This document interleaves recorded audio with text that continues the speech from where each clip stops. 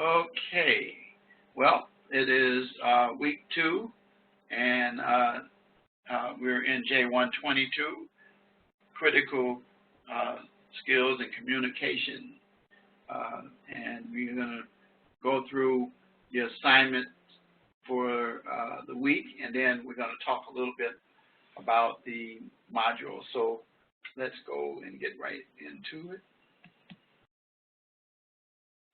And I don't want that one. I want to get rid of that one. Let's go back to it. That's what I want. Okay. So now I want to go back to course home. And so here we are. Here we are with my instructor information that I always make sure the students know, and you already know my position is that I mean it. If I say you can call me, text me, email me any hour of the day except the 25th hour of the day, I mean what I say. I had a few students that reached out to me already, and they said, wow. I said, what are you wowing about? And they said they were shocked to see that I answered that fast. And then I returned emails fast. I don't like my inboxes full. Again, I just want to remind you that this is not an APA heavy course like the other courses that I teach. The only time we use APA in this course that is required is with week 4 assignment. So that'll be the assignment that'll be during the week that we have our next lecture. So, and as you can see, our next lecture is week 4, and then we'll have, as I try to tell students, it goes fast, we'll have just 3 more lectures. So it goes really, really fast. So let's look at the announcements this week. I don't know why, but I have some students who don't read the announcement. I know they don't because they'll ask me a question that's in the announcement, and I'll tell them, go back and look at the announcement. And I had one student told me they said they couldn't find the announcement. I said, it's on the home page. So at any rate, I try to keep you guys as informed as possible. So that's why I focus on the announcement and the calendar to keep you up to speed. So anyway, this week we're going to talk about models of criminal justice communication. Your reading was Chapter 3 of Written and Interpersonal Communication, and Reported in Writing, Sections 2, Part D through H. And, oops, I got caught. I knew I was going to do that at some point. It says every other Thursday beginning October 13, 2016. That is not correct. So I will be editing that like right now, because I don't like stuff like that. Let's go back. Gosh, that means that I didn't pick up my changes I needed to make. So bear with me a minute while I edit that. Even though it really doesn't matter, but I like to have beginning, actually it's not October, beginning April 13th. yeah, that's okay. I have this one problem. I'm a human. Okay, I can't get away with it, so I can't get around it either. So. All right, so now I've submitted it. So now let's go back to the course home. Should be corrected now. Okay, there it is. Okay, it's easy as fixing that. So, anyway, so maybe that's why students aren't here. No, I doubt that. I doubt it because over here on this side, it lays out when the lectures are taking place. So I have a check and balance, plus the calendar is right. So anyway, LOL, okay. So anyway, the discussion assignment, which was due on Tuesday, group phases and police report, and then, of course, Saturday, your reply post is due, and both are due by 11:59 p.m. Central Standard Time, and you don't have an issue with that because you're in Minnesota. People in Florida might have it. So I tell them, I says, if you get 11:59 p.m. Central Standard Time. You shouldn't be late. You just be early. I said, you know, I'm trying to think. I don't think I have. I had before some people, Rocky Mountain and West Coast, but I don't think I have any this time. I might, but at any rate, they're on time when there's 11:59 p.m. Central Standard. Then your written assignment, your CJ writing practice, and quiz. Now, I always put this in here, bold print, because students call me and they say, Professor Wright, is there a problem? You said there's a CJ writing practice and the quiz. I explained that the CJ writing practice is an exercise, and we're going to deal with that. That the only written assignment is the quiz. Of course, though, I'm not counting, you know, not exempting the discussion assignment. So you'll have that. There's a couple of times stuff like this happens in this course. So that's why I tell students you should never fall behind in this course. So anyway, let's get right to the calendar. So people say, oh, wow, great, week 2. Yes, I know. Okay, let's go to my calendar. Let's go to course tools, course calendar. All right, so anyway, your reading assignment I already gave, your initial post, your live lecture, and your reply post.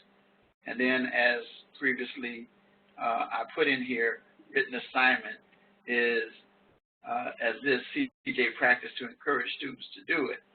But then if they open it, they'll look at it and they'll see it's not a graded assignment. It's under the lessons content tab.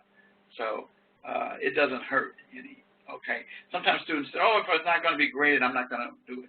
So you're doing yourself a disservice. You want to get as much experience in this, particularly in this field, written and oral communication, you know, it's a good thing.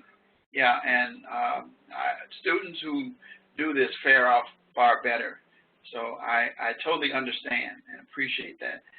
But you appreciate it yourself because it gives you a heads up on some stuff. You know, when I was going through college, I always told, I always did this. It was just me. I didn't stop at what I had to do. I always went beyond. And it has turned into a way of life for me. That's why I do these lectures like this. I'm required to do one lecture. I would have been done last week, but you know how it is, Sean. I like to do lectures more than once a quarter. And I used to do lectures a few quarters ago every week, but then I had attendance like this, one or no. I just did a lecture just 6:30, and I didn't have any students, but I still did it as if students were there. So anyway, the point of the matter is that all that's just to say is that I don't share with you something that I haven't already done. Working over and beyond what the requirements are will enhance you as a professional in the future, and that's why I've been very successful in my career as a lawyer, as a police officer, as a paralegal, and then now as a teacher, because I don't, you know, worry about all of that stuff. So anyway, let's go and take a look at our week 2. Okay, let's look at the assignments, which, as I said, you'll see it. The only thing you'll see under here is the discussion post and the quiz. That's it. You won't see anything else under there because those are the ones that are actually graded, okay? So now, having said that, let's go back to the lesson content. And this starts out with, you know, I always tell students, take a look at the objectives. The objectives provide things that you should be able to do. Compare and contrast individual versus group communication in the criminal justice field. Apply the model to communication process such as the Johan window, the Schramm model, the Laswell's model, and the mathematical model. I had a student one time ask me where they find that. I said, I know you didn't do your reading. So that student told off on themselves. So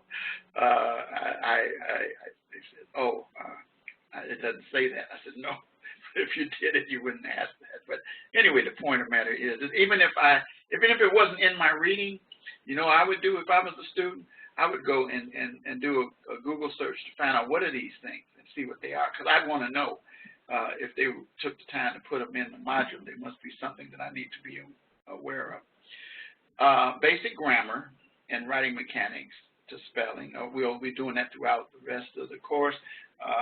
Again, I always have students that come to me and say at the end of the course, they said, I spent a great deal of time dealing with grammar and dealing with things like that, basic stuff, mechanics and spelling. I says, practice makes perfect, and you're going to find that as we go through talk about the accuracy and the reason why grammar is so important, it will make you look more professional than unprofessional.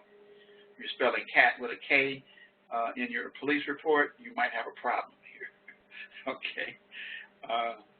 So even little things like, I know sometimes I'm typing the letter I stand alone, it's always capitalized. We all know that no matter where it is in the sentence.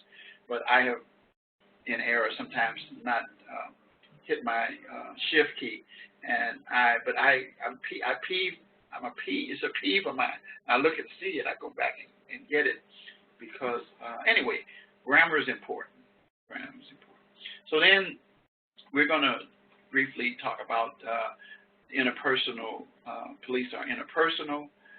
You already know the assignments here, and then your CJ writing practice, okay, which is down here. We're gonna go through that, which Sean has already done, but I'm going to go through it for some who didn't and don't understand the importance of it. So anyway, let's look at this for a minute. We're talking about models of communication. Interpersonal skills are very, very, very, very important. No man is an island. There are no lone rangers. You're always going to be engaged in situations and circumstances where you're going to be communicating with other individuals. Very few law enforcement officers I know in the world. I don't know of any who work and just talk to themselves. So, I mean, why are you just talking to yourself? No, you can, but you know what I'm saying is that the point of the matter is that in order to do effective police work, law enforcement of any aspect, corrections, probation, parole, and don't even get me started talking about law, being a lawyer, you are going to have the ability to operate very well with interpersonal communication skills. And you have to be able to think quick. You have to be able to think on your feet in situations. You have to be able to be very creative, and there's no cookie cutter thing.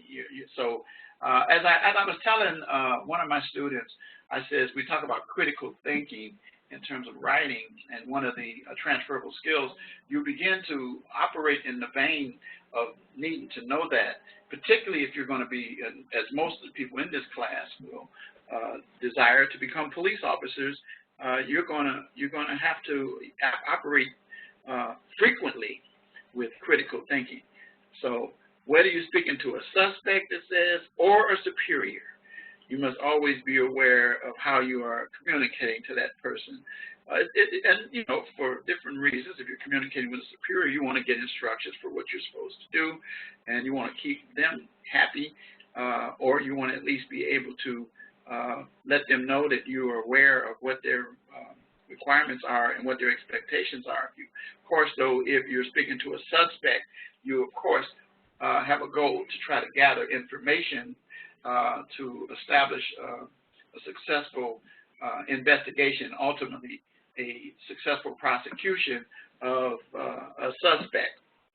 And so there are certain criteria that you want to operate, and we're going to go into those in just a few minutes, so that you are a good interpersonal communicator. It says a criminal justice professional who has poor interpersonal communication may be abrasive, hard to work with, or incorrigible. And, you know, I mean, that's, you've been around people, not just, you don't have to be criminal justice professionals, person that, you know, they just, they bite your head off, they don't want to listen to you, they always want to say what they got to say, and then, they already, got it.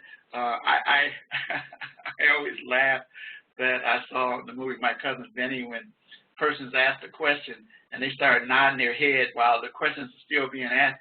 And he says, "Why are you nodding your head? I haven't finished the question yet." Well, the point of the matter is that you are creating a situation where you already know the answer to the question before the question is given completely, and that's dangerous. And especially in a criminal justice field, we were taught in law school that on the witness stand, you never ask a question of a person that you don't already have some information or data or details about, because it can make you look bad. I'll give you an example. Did you see My Cousin Vinny, Sean? Did you see that movie? No. Okay. Well, then you have to see it. Anyway, here's the deal. Along those lines, you'll get the picture of it. Joe Pesci, who was the defense attorney, was questioned. No, he wasn't questioned. I'm sorry. It was the public defender who was questioning an individual about their ability to be able to have observed the defendants that they were representing to have been the ones who committed this murder. Well, the public defender went up to the stand and was asking one of the witnesses on the stand. He says, "How long were you observing those individuals?" And the person gave the answer to that question. And then he says, "What's that in your pocket?" And he says, "Those are glasses." So anyway, so he says, "I want to ask you, isn't it true that at the time you observed the witnesses, the defendants, that you were not wearing your regularly prescribed glasses, prescription glasses that are in your pocket to be able to view, and that you couldn't really see them well without them?"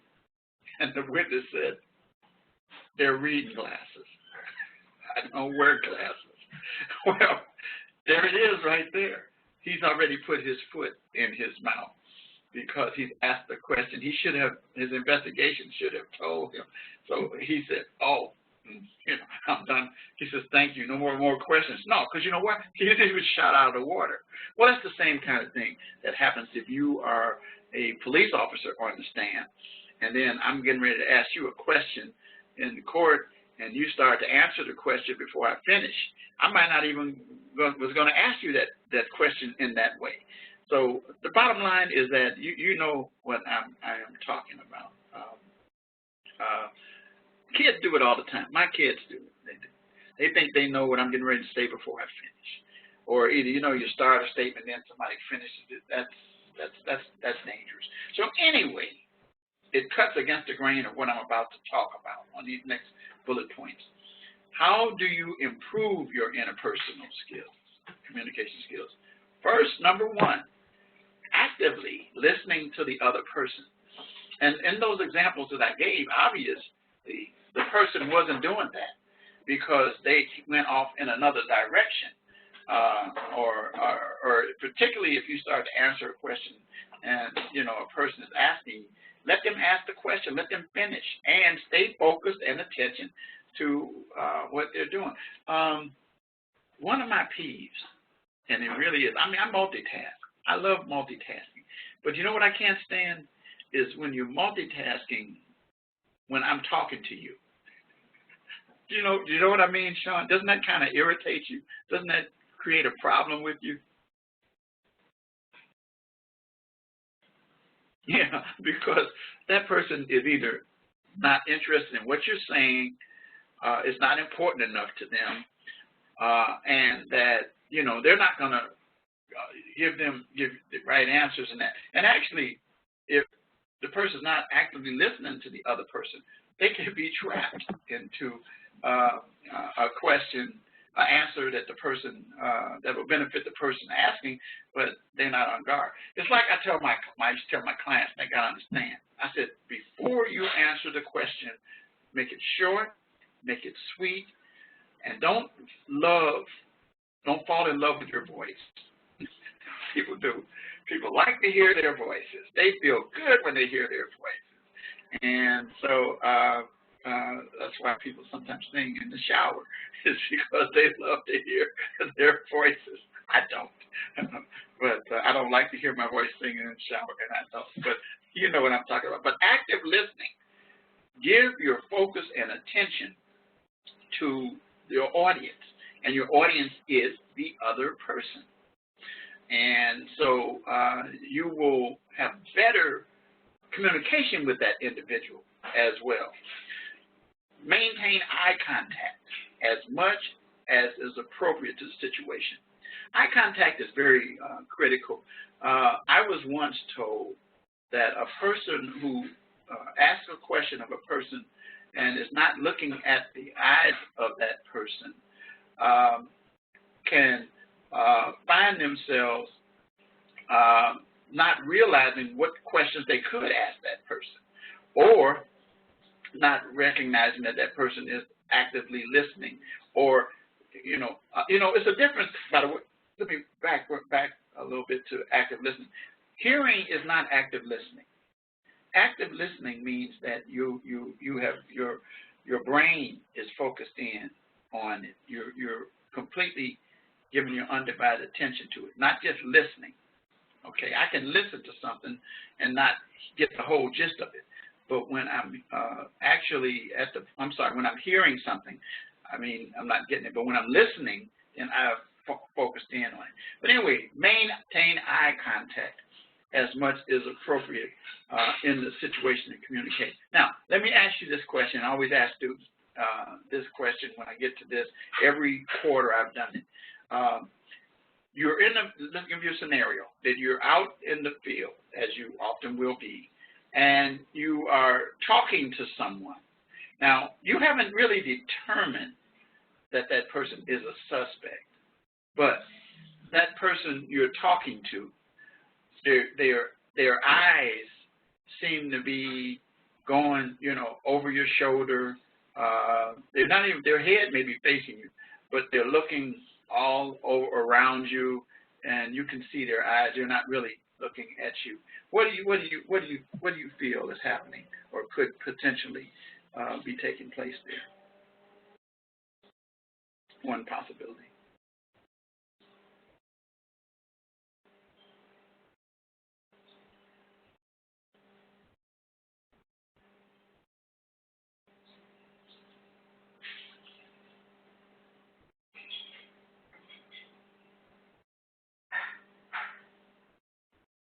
Any ideas?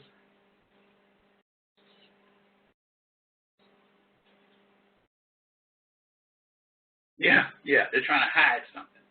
Yeah. That's a true one. What about this one? How about them looking for a way to escape?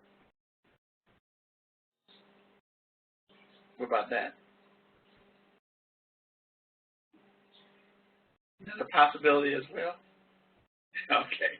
Either one, the key thing is that it's telling, and if you are maintaining eye contact with that person, you can, a lot of students don't. I've been involved in situations where there's been chases. You just ask a question, what's your name? And they take off. They just, why'd they run? Well, then later on you find out why they ran, But so the bottom line is that when you have eye contact with that person, you are aware that something's not right about this whole scenario here. And then also, what is it? I can't remember the exact phrase. The eyes are the gateway to the heart or something like that. But anyway, it tells you a whole lot about that individual. I even tell students when they interview for jobs, look at the person you're talking to. Don't glare at them. Don't look like Look, give them your eye contact, and then don't stare. And that's why it says as appropriate to the situation. So now let me ask you another question. You also have to depend on the situation. Let's ask this question. You're involved in a case. An individual is not the suspect, but is the victim. And let's go right to an example that I always like to use of a person who's been the victim of rape. And you're asking them questions, and their eyes are, their eyes are dropping every question, or their eyes are moving. But let's just say dropping. What's your conclusion there? I think it's pretty evident. But what would you feel there in terms of that individual?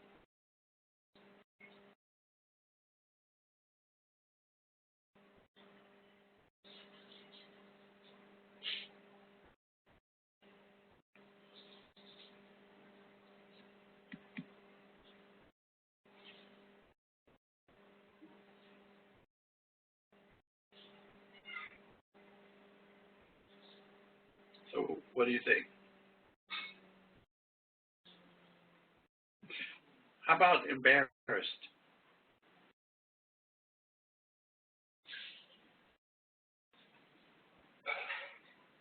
How about embarrassed?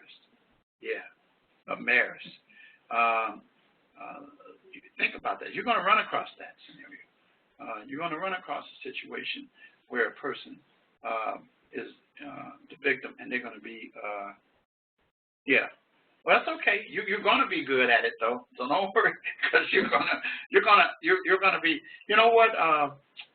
You have already the capacity of the common sense, and all you're going to do is begin to apply it with experience. And it also depends on experience. That's why I'm the professor, the teacher, is to help my students to begin to say, oh yeah, I didn't think of that. That's all right. That's where we do this here. So anyway, so that's one of the things to consider. I've been in situations where I've had to question. I've had to question females, and very carefully. But you know what? I have an advantage over some people. I grew up with 8 sisters and no brothers. So I kind of knew how to address many issues that involve a lot of female officers.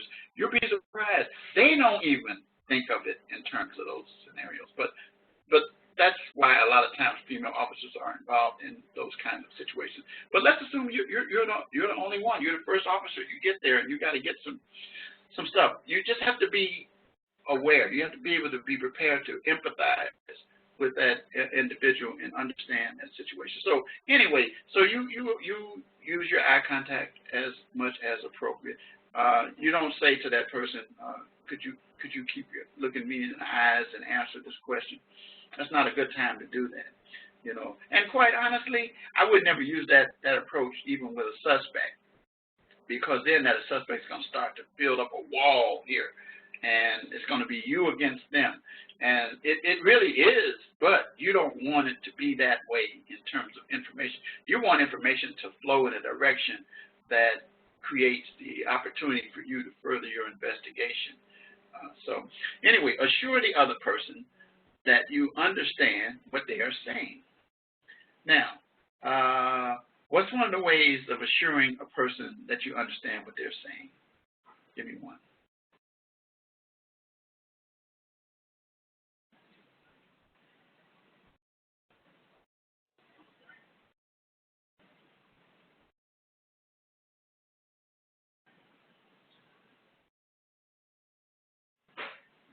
How do you give me an idea of one that you can assure the person? Yeah, you can ask them that, or you can repeat back the question as you heard it. Their answer, or what they said, should I say. So yeah, you understand what they're saying. Repeat back what they said to you. So the point of the matter is that then that person begins to recognize. Don't ever use the term. So were you trying to say, don't do that. Don't do that. That is a bad move, because then what you're doing is you may be confrontational, or you may be taking them off of the direction that they need to be going, into a direction where they're off in left field. And then you got to bring them back to where they were. So that's a good one. Another one that students often do is what I'm doing right now. they nod, or either you ever, somebody say something and you have a look like this, like the one that I'm giving right now, like, Then you might ask them a question, because then could you clarify that? And that person can do that. So the bottom line is that your body language too. Oh, and incidentally, and this is kind of jumping the gun. Do you know when you're communicating with somebody, one of the worst things there are two things you can do. Number one, don't do this. Okay, don't do that. And don't fold your arms. The body language. You know about about body language in terms of that indicates closure and that kind of thing. And a person that's answering questions, that can indicate closure, or either it sends a message. Absolutely. So that's kind of another thing, not one of the bullet points, but I always bring that in because that goes with interpersonal communication skills. You have to be able to discern where that person is that you're communicating with. Okay, are they tired of you? You can tell. If the person's going, yeah.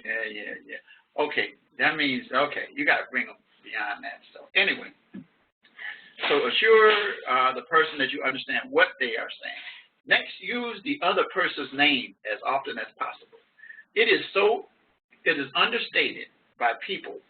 They don't recognize that when you use someone's name, it is very, very, very, very, very, very important. It sends a feeling to that person that you're connecting with them. Okay, I'll give you an example of what I mean in terms of communicating, interpersonal communication skills. All of my students, and you haven't been one in a whole quarter with me, when you see if you take time to read my discussion posts, my comments on on the discussion post, the first thing that you will see when you see my comments, whether I tell you it's a good post, it's a bad post, or what you need to do to make it better, or it was late and so forth, I start out by using your name. That's right. I always do that. I do that. And I also try to be conscious of this. I have some students who, like, for example, I have a student, his name was William, but he started out at the very beginning. He says, Bill. And then I have another student, his name was William, and he's called Will. So I remembered Will throughout the whole time. And so what I'm doing is I'm connecting with that individual. I'm connecting with them. And so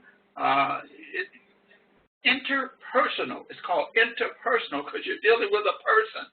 And so you want to try to connect as much as possible. So using that person's name starts to establish some form of communication and a relationship with that individual. Very, very, very, very important, but oftentimes overlooked. I've seen interrogations. We had some techniques that we were taught in the police academy when I was in training about how to interrogate a person. You use their name, and it's, usually you use a first name, but there are sometimes, when you can use Mr. Jones or so-and-so, so-and-so, you could do that. So, but the bottom line is use that person's name. Sometimes when you use a person's first name, you can detect that person feels like you're trying to be patronizing, and they'll you don't know me like that, that kind of thing, and you know that. So it's kind of like what we were taught as kids with seniors. Yes, Mr. Wright. People didn't call me Richard. If call adults Richard, they would say Mr. Wright, and they wouldn't use that. We were taught as kids. That's where I was taught. Today, it seems to be kind of a lost art. And it's no problem. Like in this class, students ask me, "What do I call you?" I says, "You can call me Richard. You can call me Professor Wright, Dr. Wright, But anyway, the bottom line is that I set that out, But I don't want my students to look at me like I'm up here, you use Professor Wright, and that's fine. That's fine. But I don't want. There are some students who are intimidated by that whenever they hear Okay, this is Professor Wright calling. Oh, am I in trouble? You know, no. Remember, you sent me a message, so I called you. You know, yeah, it's out of respect. So those kinds of things. But anyway, you know, like I have some friends who are judges, and you know, when I'm around, you know, in the public, and I still call him. I got one, my classmates. His name is Judge Tommy Brewer, and I said, when I'm talking to him, I'll call him Judge Brewer. I said Tommy, but if I'm around people, I will do it. So anyway, you know what I'm talking about. So anyway, use the name as appropriate as possible. Be polite. Oh gosh, you know, even when you're interrogating the scum of the earth, you still want to be polite. You know, we used to always, there's an old saying that says you can catch more flies with honey than you can with vinegar. I don't know, maybe flies like vinegar anyway. But anyway, you know what I'm saying. The sweet statements can gather more, you know, or either, you know how a person will yell at a person. What that person do? They clam down. They quiet down, or either they get offended. But if you talk to them politely, there was a police detective that wasn't a real, he was a fictional character years ago. His name was Jack Webb. That was his real name. But and then later on, Tom Hanks played the role in a TV series that was done in a movie called Dragnet. Are you familiar with Dragnet? Did you ever hear of Dragnet or familiar with Dragnet? Okay, well, Sergeant Joe Friday was his name. That was the fictional character. And Sergeant Friday, whenever he questioned suspects or anybody, he was so polite. He was so mannerable. He would use yes, sir, yes, ma'am, just like what you said a few minutes ago. But he was extremely polite. And it was very interesting. If you ever get a chance to go back, do some Googling and look up the Dragnet TV series. It's on some of the old TV programs. We have MeTV here in Chicago, and I don't know what you guys have up there in Minnesota, but you get some of these old shows like the Beverly Hillbillies and some of the other things that came out in the 60s and stuff. Well, Dragnet came out in the 50s and 60s, and you will see the Joe Friday approach. That's what I was referring to. But he was so polite, and he was always very successful with questioning people as well. Now, it's not the same as good cop, bad cop. That's you know, a process where when a person comes in and they're like all up in the person's face, and they don't quite grab them violently, but they're so close up in their grill, you know, and then the other officer comes and says, hey, come on. Don't be so tough on Joe. Come on. Let me talk to you, Joe.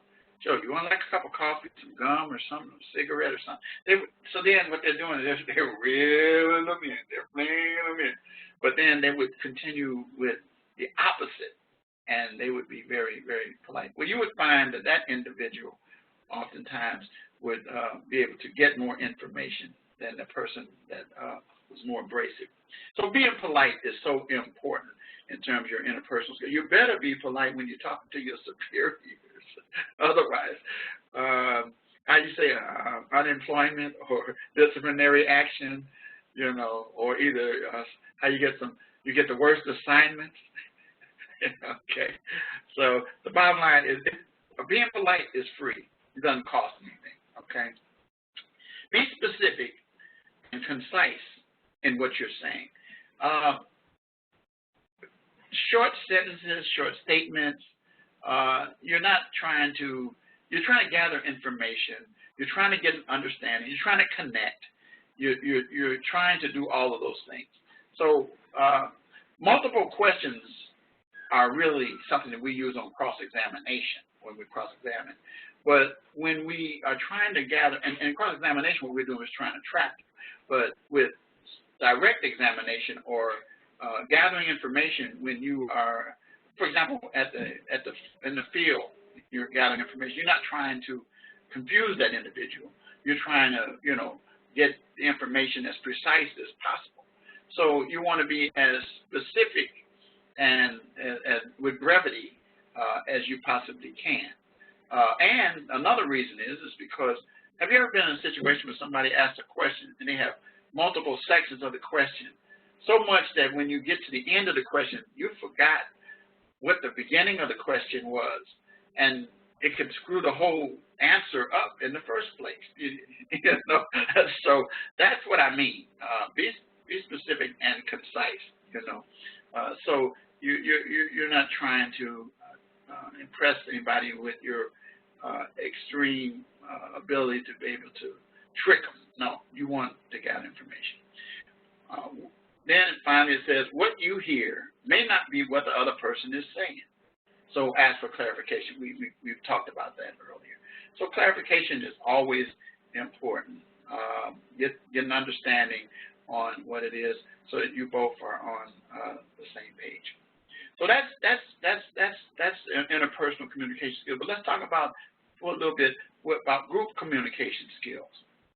Well, same thing, but you're remembering communication takes place within a group who are dependent on each other for information. Now, the discussion post that we had this week, with the different stages, kind of is working this topic right here. And it says a group usually consists of 3 or more persons, not 2. 2 persons is not considered as a group, so it has to be 3 or more persons. And so understanding, like you said, the stages that everybody is on the team, the stages that the person you're trying to deal with as a group. The bottom line is you want to be on the same page. That's the key. Be on the same page. Knowing the basic skill group communication in criminal justice is critical. They say it's very important, but I say critical. As officers, whether you're in corrections, probation, law enforcement, you will experience times when you need to communicate within a group format. We already have expressed that, so you're aware of that. Like I said at the beginning, there's no Lone Rangers around. Even Lone Ranger had a tonto. So you will need to know how to take the lead and instruct the group. And so if that's your area, you don't try to overthrow the leader, but you will need to know also how to diffuse a hostile crowd. Now, I'm not going to go too much into that because there's a week 4 assignment that you're going to have dealing with hostility, but it's going to be a hostage situation. But you're going to, as police officers, one of the challenges you're going to have is to find yourself in a hostile situation. Kind of pretty easy to do today as a police officer, and with the atmosphere that's taking place now. And part of that reason is because for training of law enforcement, better training needs to take place. More training needs to take place. There needs to be some consideration of what we talked about in terms of our transferable skill of diversity, recognizing people from different backgrounds, different languages. We're going to have a module coming up soon where we deal with a foreign language, and I won't tell you which one it is, but when we get there, you'll know. And I think it's a week when we do a lecture. But at any rate, the point of the matter is that, yeah, it is, because I remember something that is in there that you're going to have a chance to deal with. But anyway, you're going to have to know how to do that. And so anyway, I'll just conclude with that section by saying what it says in the right here. It says interpersonal skills are ways in which we interpret our needs, feelings, wants, desires to others, whether individual or group. And they can be verbal as well as nonverbal, as we've already established. So, anything on that other than what we've covered before I go and conclude? Okay. Let's go with the writing practice. Okay, so now this is the thing that I already know you did. And, we talk about that. This is so easy. to do, but it's also something that people overlook. So, and this will help you, as it says here, it says, when you arrive at the home scene and a woman in a parsley green dress lies unconscious on the sidewalk, you start wondering what to write in your police report after, of course, you've called the paramedics. And then these are questions that come up. And in terms of writing your report, we're going to just for a minute go over. So the basic spelling here, the correct spell word is which one? A, B, C, or D? Correct. Yeah. And it's important. And so it tells you enforcement of the law is one of the tasks of criminal justice professionals. Yeah, you have to. And see, and I'm going to tell you something. If you have a police report and you have a misspelling of a word or something in there, let me tell you what will happen to you. And this is where I get into, well, I'm going to hold that until we finish this. But I'm going to conclude by explaining why this exercise is so important. Which sentence is correct? Which of these sentences is correct? This is in your report.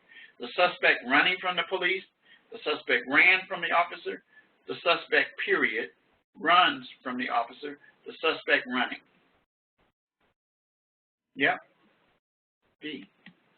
The suspect ran from the officer. This is the past tense because that's what happened.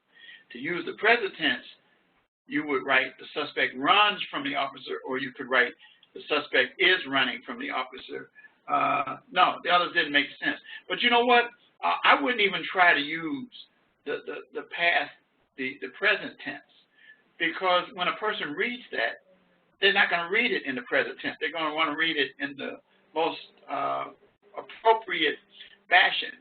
It had happened already. So ran, R-A-N, and past tense. So, yeah, and it doesn't. You're right. You're right. But I can tell you some stories. I'm going to tell you that in a minute. Which sentence is correct? The witness description of suspect. The witness gave me a description from suspect. The witness has given me a description of the suspect. The witness gave me a description of the suspect. Yeah. When you read it out loud, it kind of makes it easy. But yeah, the witness gave me a description of the suspect. You could also write the witness has given me. Again, like I said again, I like the one that we selected. Has given me. Again, when you're trying to read that, it doesn't flow right to me. If you want to vary your approach, you can write the witness described the suspect for me. You can do that one.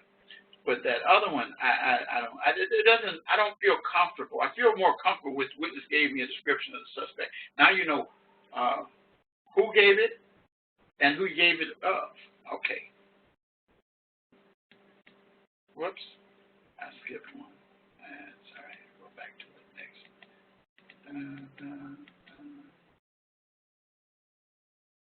Okay. I think, did I skip? Oh, I did. I skipped it again.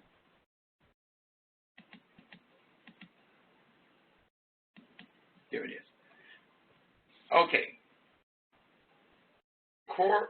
Coercion is considered an inappropriate from police conduct. Coercion is considered an inappropriate form of police conduct. Coercion are considered an inappropriate form. Coercion are considered an inappropriate form of police conduct.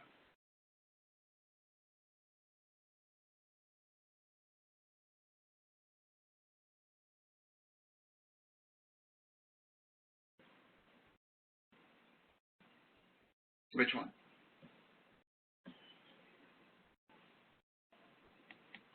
Yep. Because you know how to spell the word coercion first. Is considered an inappropriate form of conduct. Yeah, that is a tricky one.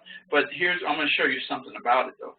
Notice that coercion is misspelled in the others, so you know how to spell it. But I want to go back to that a minute, because I want to show you something that I always point out to students about this one. Yeah, it's tricky, but here's what you do.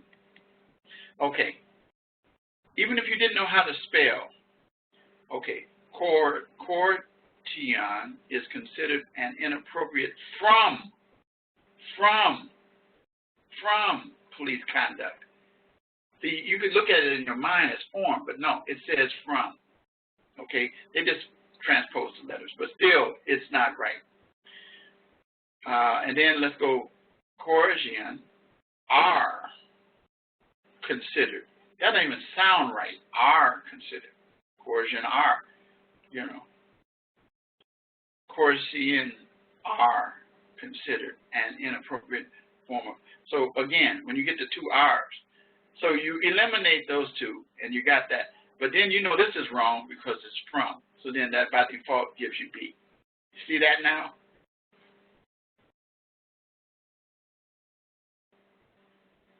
Okay.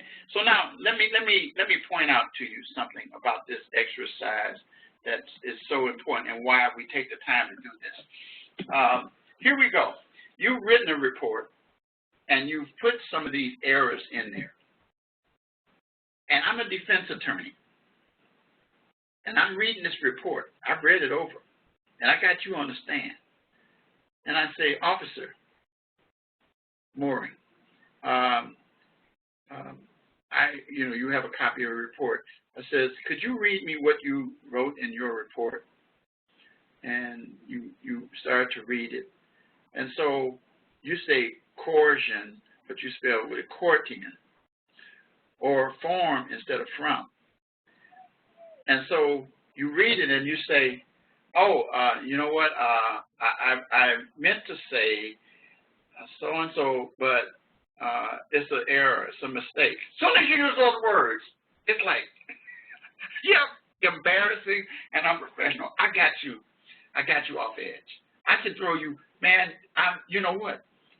All of a sudden, man, dang, you know what? Police officers go up very, one of the worst things that we used to tell people in the academy, and as a defense attorney, I was really good at it, is getting, particularly police officers who were just so sure and arrogant, I'm the police, and yes, I did this, but my report, so your report is looked at, it's considered as an exhibit, and then I get you to say out of your mouth that I made a mistake.